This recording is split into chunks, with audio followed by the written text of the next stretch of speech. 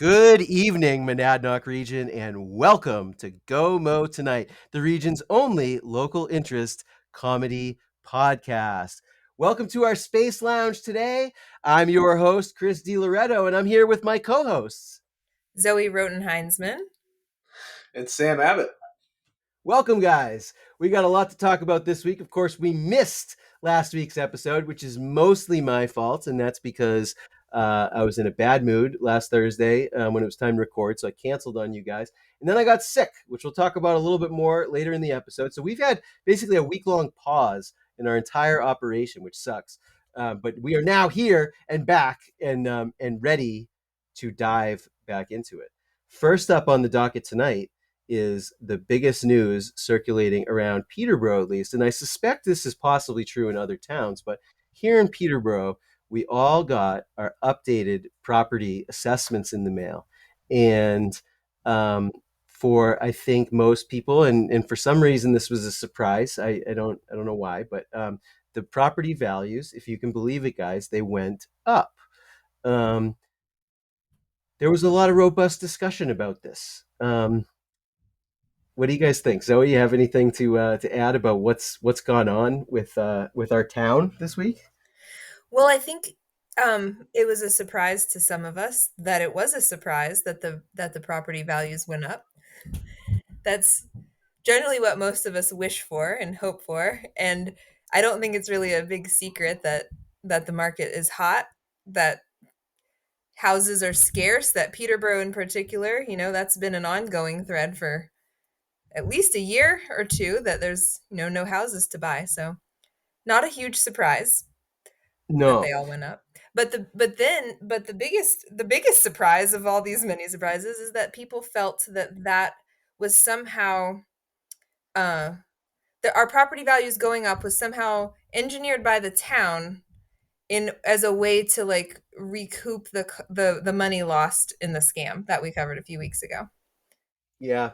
And that's what I found kind of upsetting, honestly, is it's it kind of represents a complete misunderstanding of how all of this works. And I just look, we talk almost every week about like who did Chris piss off this week, and who did I offend and say something wrong to. And in cases like this, I really do I say I sound mean, and I sound like kind of a prick, and I come at these people in a very harsh way, and some people don't like that. And in some cases, I freely admit that I'm too harsh, and I'm not as kind as I could or should be. However, in this case, this is just like being an irresponsible citizen. I mean, like the actual post in the Peterborough Facebook group was, "I see how the town is going to recoup the money." That's just, we make funny accusations around here sometimes, but that's just an irresponsible and civically ignorant one. Why would anyone think? I don't know why anyone would. I can't wrap myself around why anyone would think that the town unilaterally, just by stroke of a pen, can take more money from us, can just get it, just like go like I was saying before we went on the air, like who do they think makes these decisions? Like, I mean, if it was voted on by Tyler and Bill Kennedy and Bill Taylor, we would have known about it before the things came in the mail. Like if they had a vote that was like extract money from the residents, that would be public. That would have been in a public meeting already before we got the things in the mail. It wasn't, to my knowledge, in any recorded minutes. I haven't seen the select board meetings lately, but I am pretty confident they didn't hold that vote, So we know it wasn't the select board. So who is this? Nicole, the town administrator? Nicole says, tax collector, go get the money. But like it's a convoluted way to get, even if someone did say that, the way we're going to do it, we're going to reassess everyone's home values, send them a letter. Like, I don't know. I can think of like some more sneaky. direct plans to like extract money from people in town. I don't know. It's the sneaky town trying to get their money back. Like, how can you possibly think that that's how local government works? And like, what other things can they just randomly take new taxes for? So I had to like explain to people, like, guys, come on, like, look, your taxes could go up this year. Let's be clear about that. Everyone's taxes could go up. If they go up, though, it will be because the budget gets bigger. The budget gets bigger, which happens a lot. A lot of times it's mostly due to the schools. Um, Most of our budget goes to the schools and to payroll and to things like roads and plowing. Most of which can't simply, contrary to, again, to people's opinions, just magically be reduced. It does tend to go up every year. Inflation has been crazy this year. If we want to be fair to our workers, we should be giving them like basically, and I believe the town does this. I believe the town ties their cost of living increases to whatever Social Security is saying the rate of inflation was. Rate of inflation is like 5+%. We should be giving people like a 5+% raise. That's going to mean a 5% increase in the budget. That sucks. And we want to save money, but I personally don't believe we should save money on the backs of workers, right? We should not give them, if we don't give them 5%, we're giving them a pay cut for doing the same work. And that's not right. We shouldn't do that. So yeah, the budget's probably going to increase. Taxes are going to go up. But the great thing about democracy is that we are going to vote to approve that budget. And if the budget is obscene in some way, we can vote it down. We can show up to the town meeting, because I assume by next year, they will resume in-person town meetings where the budget can actively be debated and amended and all this shit, you know? It has worked this way literally for hundreds of years. And this is not new. This isn't some like newfangled 21st century mechanism. Like hundreds of years now, our town has been run this way. And, it's just a simple calculation, right? The budget is the budget. It's what we, the people, vote for. And then the town has to get that money, whatever it is. So they basically take the assessments. And here's the thing, guys. Believe it or not, the town doesn't even set the rate. So if you want to accuse the town of being corrupt, it's not even accurate, because what happens is the town sends the property value assessments and the budget to the state. The state then determines, based on those assessments, what does the tax rate need to be, the amount of dollars per $1,000 of your home value, of your assessed home value. That's how much you pay in taxes. So again, if the budget is $60 million and you pay a tax rate of X and your home assessment is valued at Y, right? If the budget, let's say the budget stayed the same year on year, which it won't, but let's say it does. Let's say it's 60 million again next year, right? But your home assessment, Y increases, right? X does not stay the same and the town gets to keep extra money. It doesn't work that way. X goes down. Y goes up, X goes down. The number is the number. That's what they hit. Please, guys, look this shit up before you post it in the group. Like, you're dragging the body politic of this town down. Like, this is hurting us socially to have people not understanding this and accusing the town of, and it wasn't just the original posters. So many people chimed in and they're like, yep, I get it. I see how they're doing it. They're corrupt, and I'm like, what the fuck are you talking about? The real estate market is crazy. If anything, they probably underassess the homes, in most cases. But look, if you really don't, as we were talking about this earlier too, if you really don't like the assessment that you got and you think it's wrong for some reason, there is an abatement policy and they can reassess it. And in many cases, they'll find in your favor. So look into that too. And go ahead, and I challenge you, if you want to do that, dig in on like the town website or even call the town, and find this out on your own without going out there on a limb into the Peterborough Facebook group where you are far from guaranteed to get accurate information. Right? Yeah. All right. So after everybody got upset, everybody got sick. And that's the second part of this thing. And obviously it's not everybody. Yeah, cause and effect. They got their assessments, they flipped out online and then got a cold. That's how the town's really going to get you. A nasty flu-like cold. That's what you get for complaining. They're going to give you a disease. It's in the water. Yeah, right. They're going to put it in the water. Now, this is anecdotal, of course. I can't say that everybody got sick, but I know a lot of people around town. And in fact, not just around town, but in other towns, even in my workplace in Nashua. And it isn't even like a direct chain where like all of these people, like one person could, like, it's like everybody just got sick like all at once. It's almost like it's November. I know, but Cold like and flu season. I just We feel like it's forgot usually about a that. little bit more distributed and less everyone at once. But in any case, several of these people, I just got my own first COVID test today. Up the nostril with the thing. She said I was a great patient. I didn't flinch. It was awesome. A lot of other people Big got COVID tests. milestone. Yeah, a big milestone. Exactly. A lot of people that I know in the same circle, some of whom I may blame for getting me sick, got COVID tests already, came back negative. It's very unlikely that any of us have COVID at this point, based on everything that I'm seeing there. I didn't have all the COVID symptoms, although I certainly had some, and I was curious. But it seemed very flu-like to me, and I do not usually get the flu. It was very confusing. Anyways, so it reminded me, and especially the way that it affected our podcast, it reminded me very much, it's almost a one-to-one comparison of when like Joe Rogan got COVID a few weeks ago. It is exactly like that. Exactly the same thing. You treated it the same way too, right? I did. Well, so Joe, if you don't know, he got all kinds of treatments, some of which were controversial. So I went about it the same way, like mega doses of vitamins.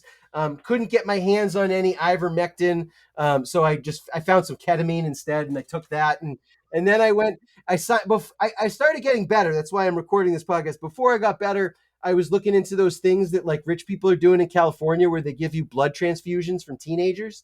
I was looking into that. And then not the first time you've looked into that. I guarantee. No, it wasn't. No, I had the page bookmarked. You already had the tab open. That's right. I did. I didn't have to go far to find out about that. So I almost had some young blood coming my way to cure me. But I will tell you what ended up fixing the whole thing for me, and this is a thing that not a lot of people are aware of. So I did. I took in real life. I took a bunch of vitamin D. I took some zinc. I was like slurping down the elderberry syrup. I got what else did I do? Some vitamin C in there. And then I never take cold and cough medicine, but I did. I took some Mucinex. I took some Sudafed. Taking all these drugs and all this stuff. But what cured me in the end, and a lot of people don't understand that it will do this, but this is what fixes me every time, pretty much every time I get sick, or at least it tips me over the edge to come back. McDonald's. Quarter pounder with cheese meal. I even got some extra chicken McNuggets with it, which Anthony Bourdain is so wrong about chicken McNuggets. And a Coke with no ice, so you get the little extra syrup in it. Man, that quarter pounder and that Coca-Cola were so healing. I could feel it like flowing through my veins. And then I fell asleep. I fell asleep for like 4 hours last night, and I woke up at 2:30, and for the first time I was like, I have improved. So you had an America infusion. Goddamn right. Next time you get sick, Jaffrey, we don't have no drive-throughs here in Peterborough, but Jaffrey, our sister town down the road, also covered by the Monadnock region, they've got you covered. Go down there, get a quarter pounder, and it will save you. It will save you. So just as we go into cold and flu season, I think this is important information to know. Right? Anybody? Any thoughts on the Mickey D's cure? Well, I mean, I used to work there when I was a teenager, and I don't remember ever having the flu during that time. So we may well be onto something. I thought you were going to talk about your tequila cure. Well, tequila is always part of it. There were some tequila infusions as well. I've got my medicinal tequila right here also, as a matter of fact. So we're still on the mend. It's getting it better. Most of the time, if I feel like I'm coming down with a cold, I take 1 to 2 tequila shots, and then that just knocks it out, and I'm good. This was more powerful than that. A couple tequila shots would not have helped, but ultimately McDonald's did. And I'm telling you, Anthony Bourdain ate way more disgusting things than a chicken McNugget. He's just being. Did he say they were like super disgusting? I don't know. He said that because someone famously asked him, because he had like 1 or 2 of his shows were like basically featuring him eating things like bugs and things like that in like exotic locations. So someone was like, "Hey, what's the grossest thing you've ever eaten?" And he's like, a McDonald's chicken McNugget. Oh, Which McRib is way grosser. I'm with you. I don't like that. People get really excited when they bring that sandwich back, but I don't think it's any good. Um, I'm with you. I'm totally with you. Um, all right. Anyways, we got to move on because we are attempting to make this a relatively concise episode. So let's just talk about the fact that there.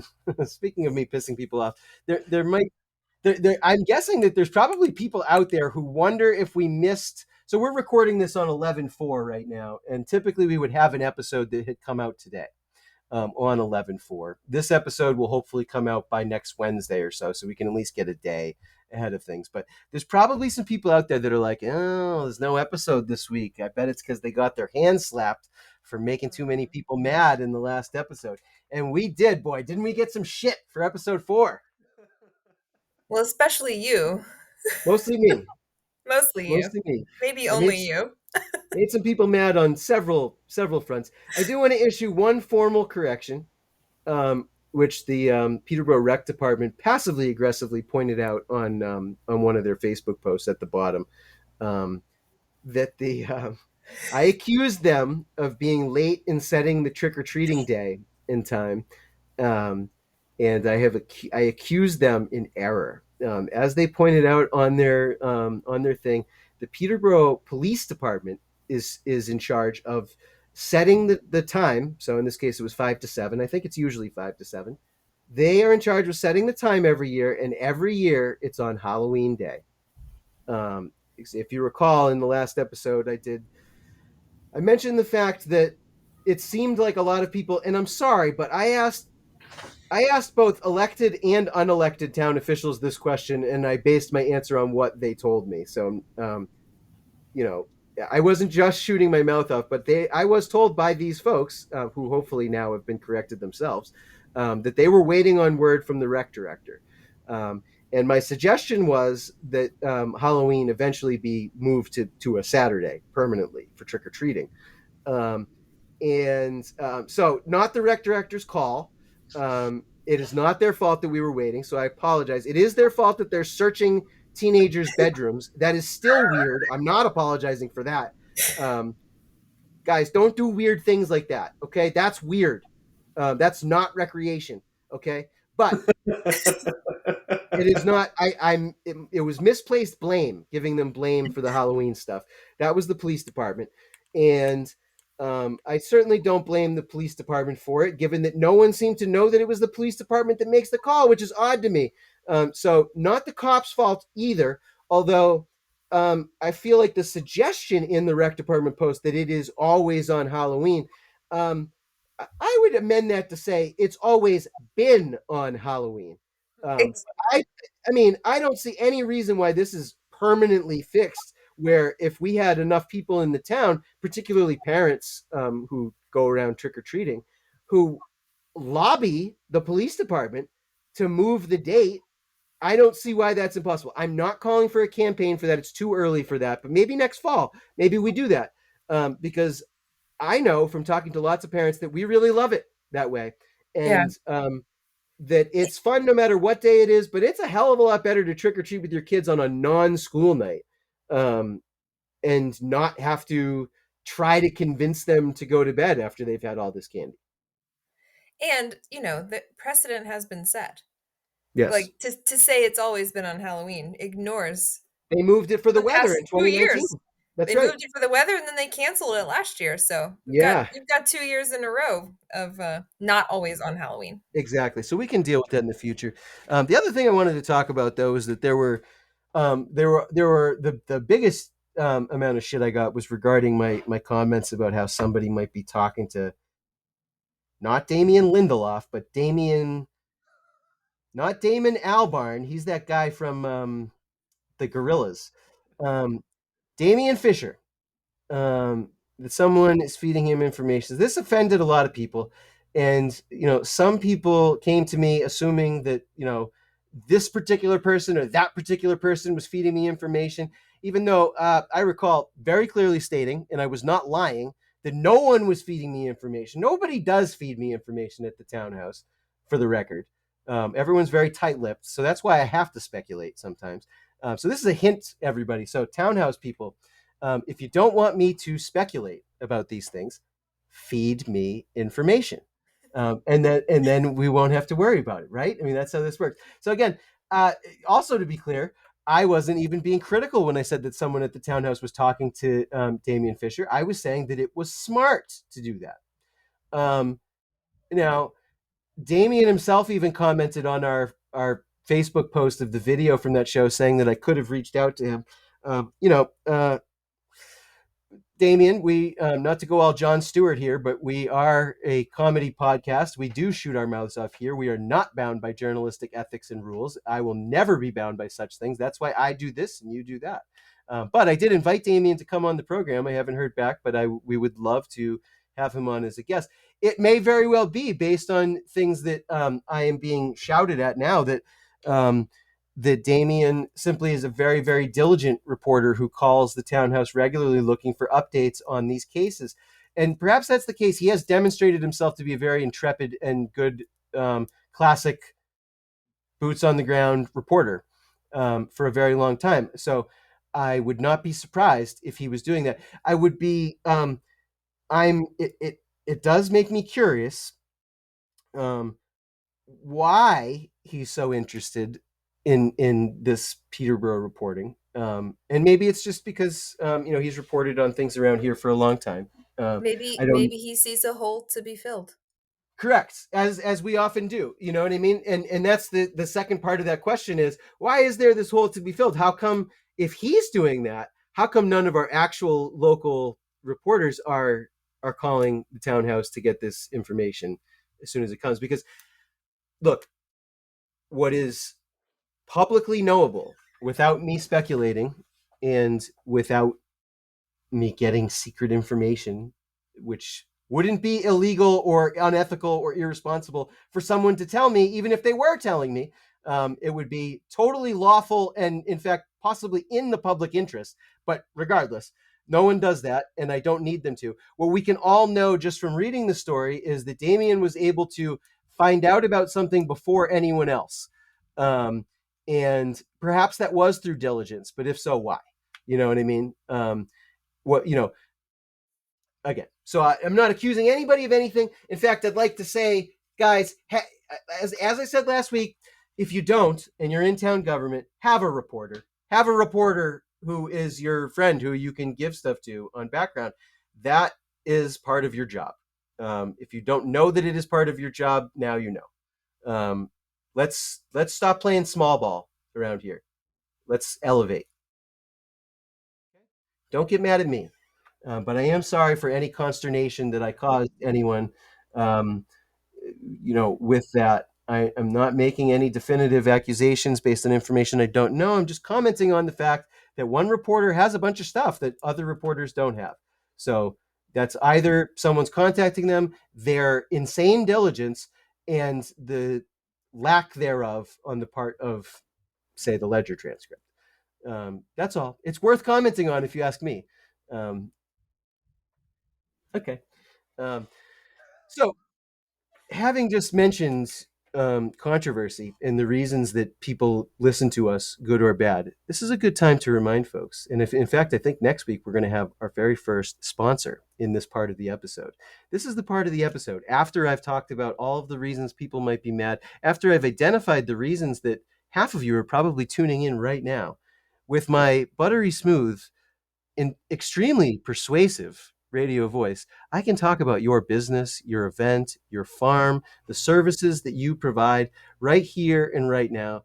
And as we always like to point out, this is a unique opportunity. It's a very inexpensive form of advertising, but you are reaching a large I shouldn't say, let me walk that back a little bit. Not necessarily a large number of people, but the audience that you reach is 100% local and 100% captive. They are not going to hit the skip button during my sponsored portion because they don't want to miss it if I say something crazy. No one in their right mind is going to take that chance because you just never know. So they're going to listen to this. They're going to hear me talk for a couple solid minutes. In fact, I will almost definitely talk for more minutes than you pay me to talk, because I'm just that kind of guy. I'm very verbose. And they and our audience is going to hear everything that you would like them to hear in my own, again, very persuasive voice. And so we have many opportunities. We have weekly episodes coming down the line. Again, I think we actually have our first sponsor lined up for next week, but many openings thereafter. We also have opportunities to sponsor an email. We send out our 2 weekly emails. Similar deal there. We have an incredibly high open rate on our marketing emails, and they're not really even marketing emails. They're informative, local event and highlight emails. Extremely high readership there as far as mass emails go. And again, you have a relatively captive audience that's going to want to look at that.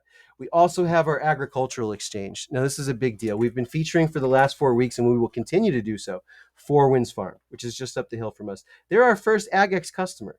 What they do is they subscribe at a very low monthly rate, and we then list what they have available at their farm every week. Think about it, right? We've got 1 million local farms around here, right? And you drive past them every day and you might think to yourself, man, it'd be great to like get some beef from that place. Or like, I wonder if they have some corns over there, right? But you never know because there's no actual way there's no centralized location to look up what does each farm, does Four Winds Farm have beef this week? What about Barrett Hill Farm down in, it's on the Greenville Mason line. I don't know. I think it's in Mason technically. What do they have? Do they have fresh lamb? Things like that. There's no way to know that without stopping in, which a lot of people don't necessarily want to do. So this is a service that's designed to bring farms and consumers directly together, so that you can look it up on our site every single week. What does the farm have? What do all of these farms have?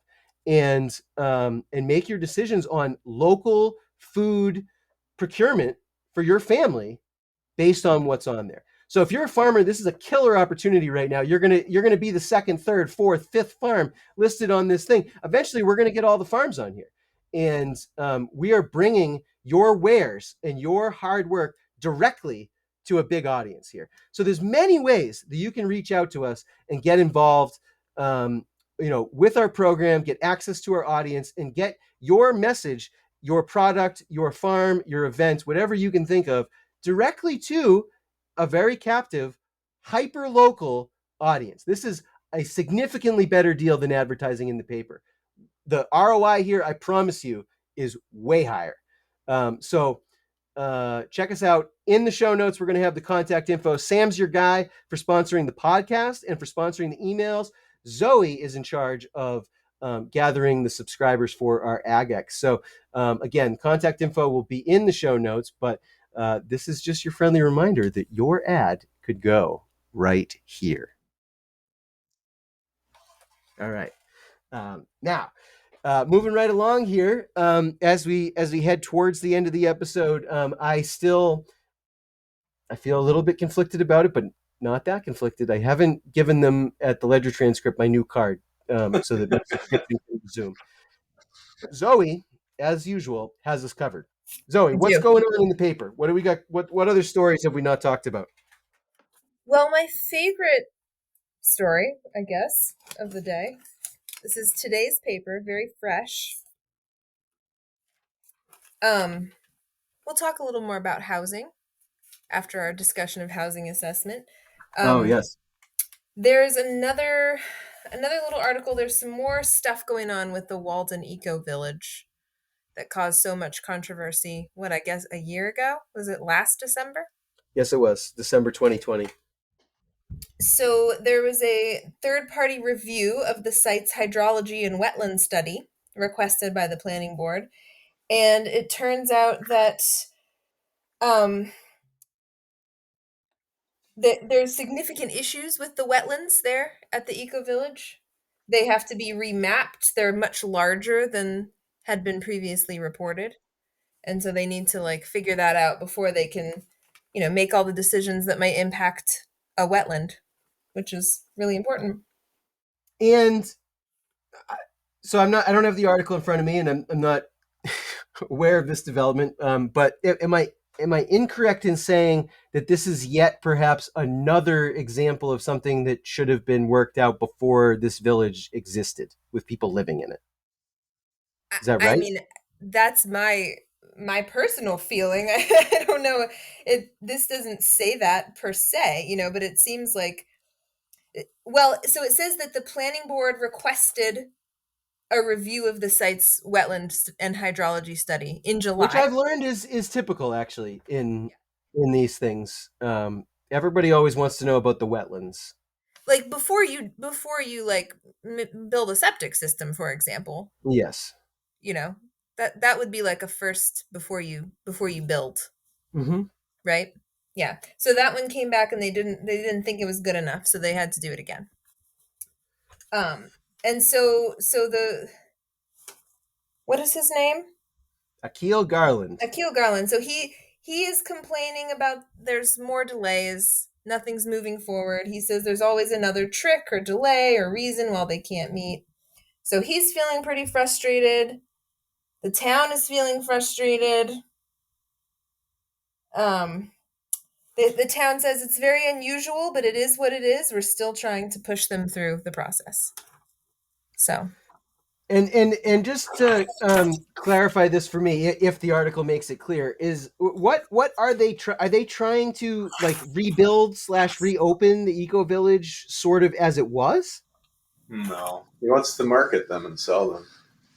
Ah, So it wouldn't be on a rental basis; it would be a development, right? And so, I think whatever was existing, from what I know, and I mean, again, Sam's wrong occasionally, but I think the whatever was existing either has to be sort of retooled in order for it to be satisfactory, right? Evidently, it wasn't, and then the plan is, as I believe it to be, is that they're expected to build still bigger and more places there, right? That would be offered for sale.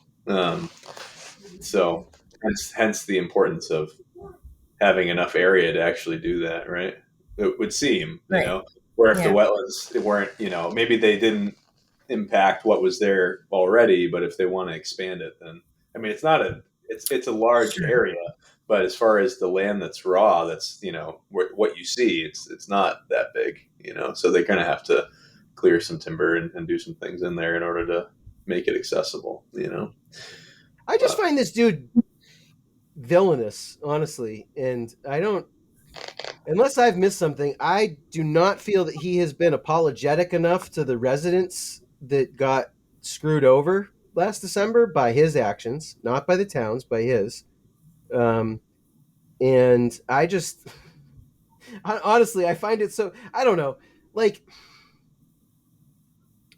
we talked about this a tiny bit in episode 4 when when I referred to the fact that Massachusetts has, or at least it did when I was growing up, like it had some remnants of a slight partial like honor culture, um, and part of an honor culture is shame on the other side, and shame is very unpopular these days, and I think for good reason in most cases. I don't generally believe on shaming down on people for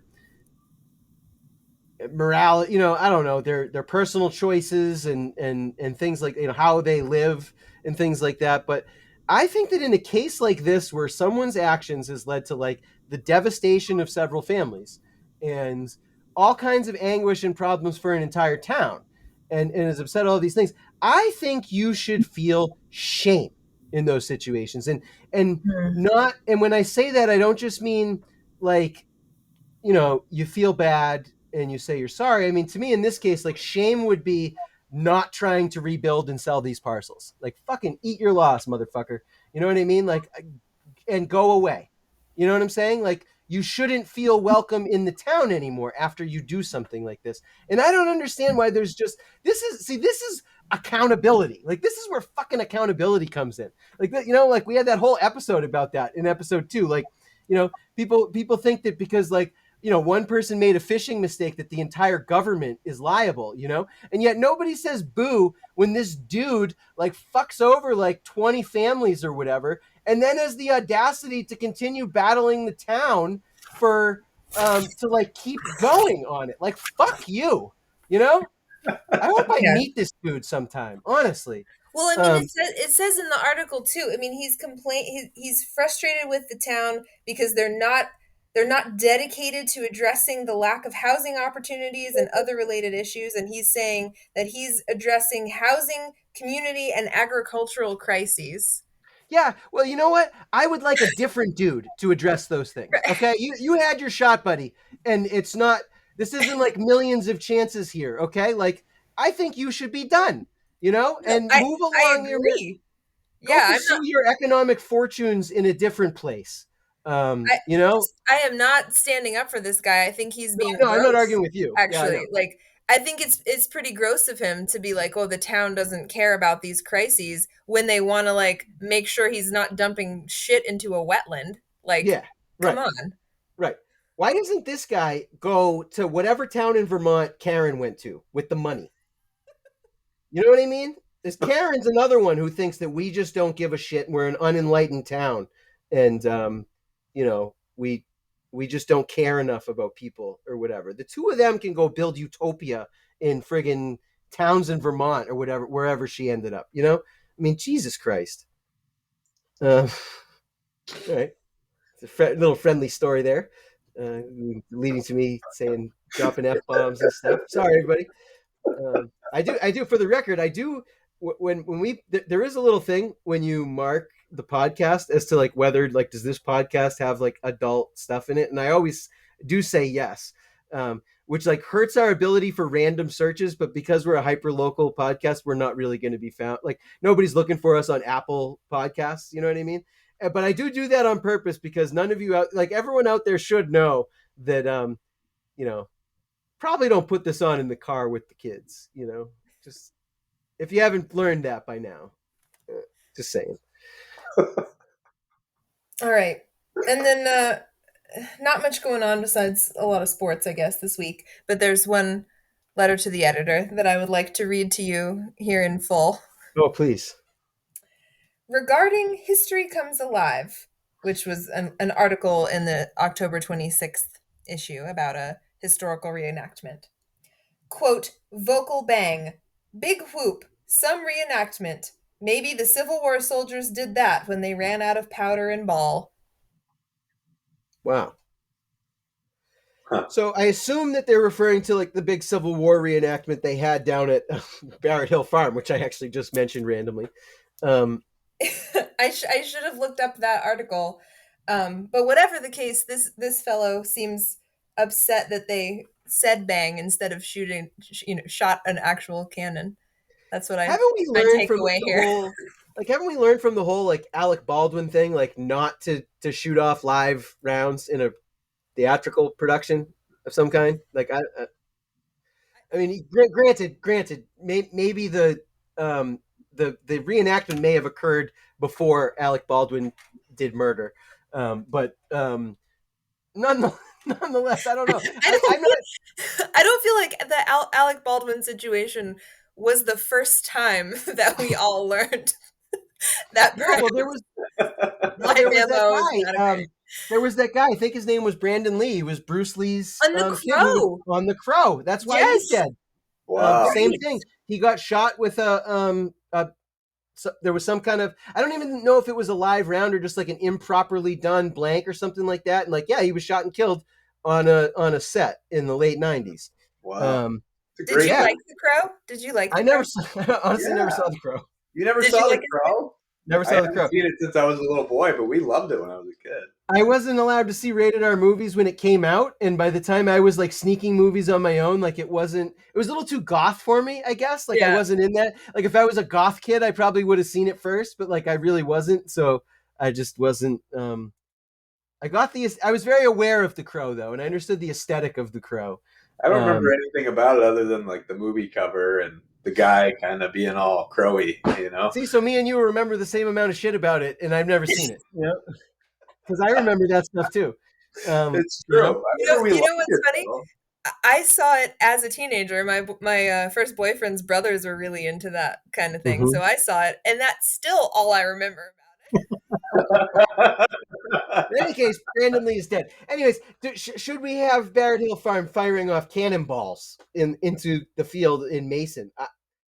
I don't think so, and that's nothing against the Barrett Hill Farm people. I think that they're very wonderful, capable people putting on a delightful Civil War reenactment, but I just don't think firing real cannonballs is something we should be doing.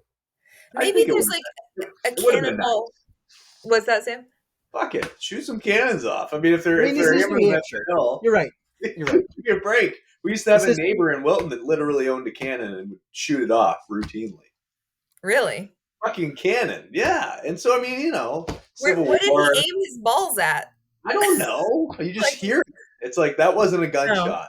That was a cannon, right? And that was, you know, there are plenty of gunshots. That was the Well, cannon guy. So And yeah, it's to true. be clear, I'm a believer in the Second Amendment, and we are in New Hampshire, and so yes, on your own property, you should have the right to fire a cannon. You know, if they can shake half the state with friggin' tannerite explosions for gender reveals, you know, the guy in Wilton can shoot his cannon if he wants to. But I'm just guessing that there might be like, I don't know, like insurance problems or something for like a farm to do this as a public event. You know what I mean? Like, I don't know. Maybe.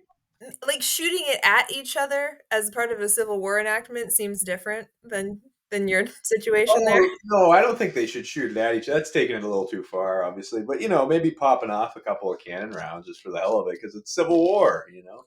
So, like, Just for- is there a for the happy spirit of medium? the reenactment. Is there a Nothing happy to do medium with where we? Lego. Cannon fire, you know? Sorry, Sam, I don't mean to keep interrupting you on accident there. Is there a happy medium where we can have like the cannon bang and not just a vocal bang, such as this letter writer was complaining about, without the metal ball? I know there is, because on the Boston Pops 4th of July extravaganza that they do every year, the big highlight of the night is the 1812 overture, which is really kind of bizarre because it's about Russia and Napoleon and has nothing to do with America at all. But they Celebrate as- Napoleon anytime in my book.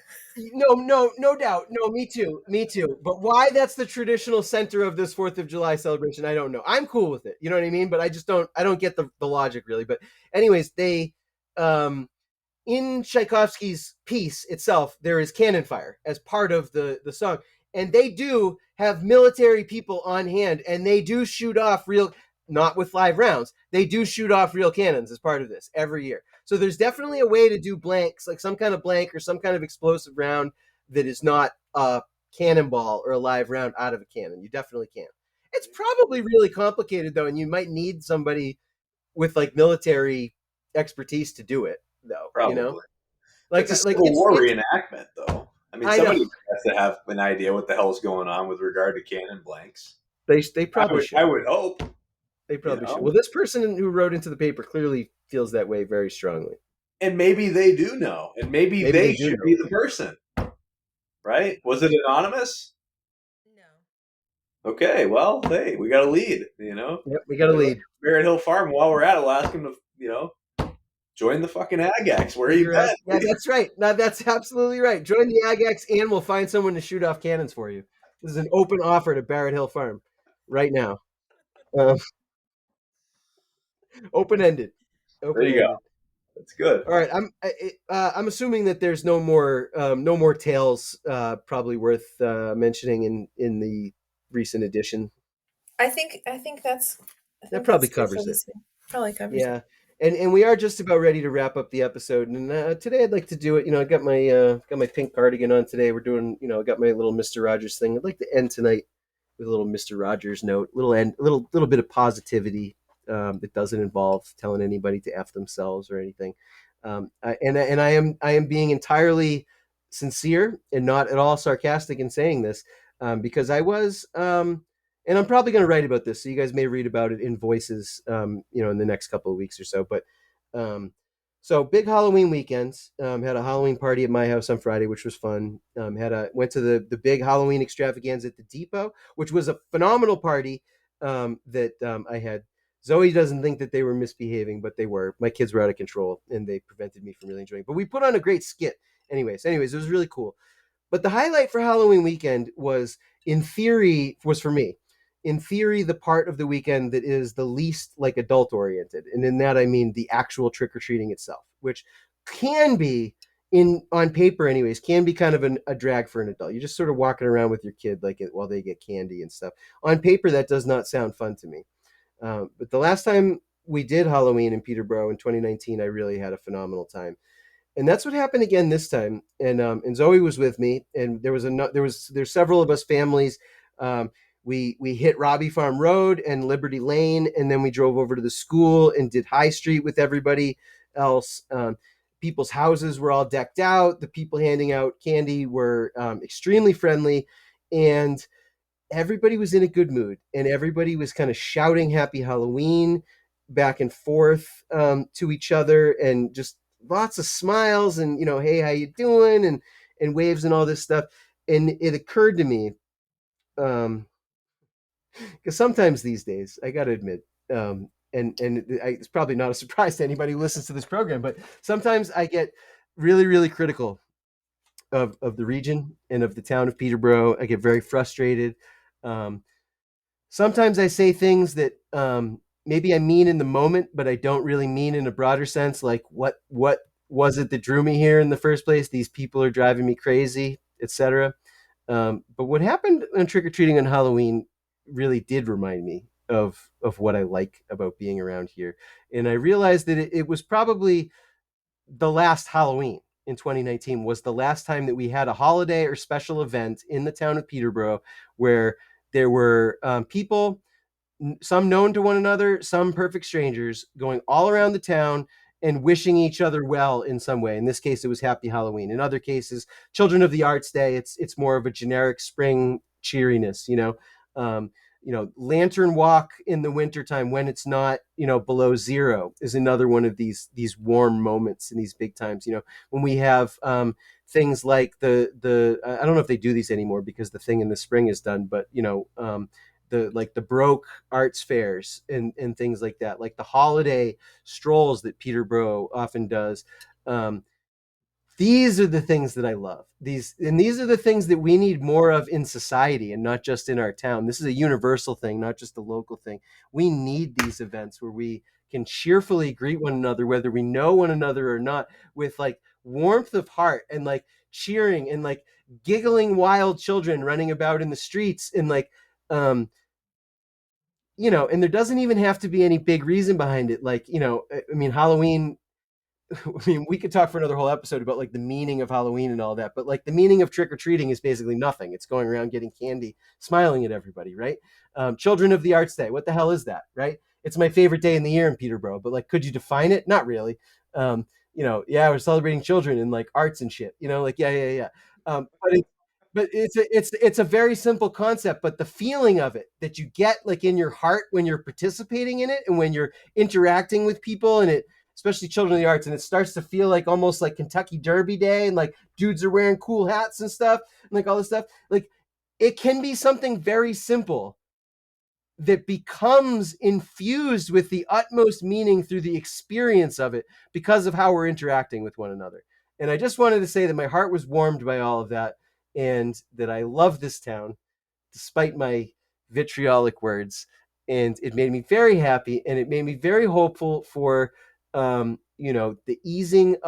further easing, continued, final, ultimate easing of pandemic that we hope will happen into 2022 that will allow these things to happen once again.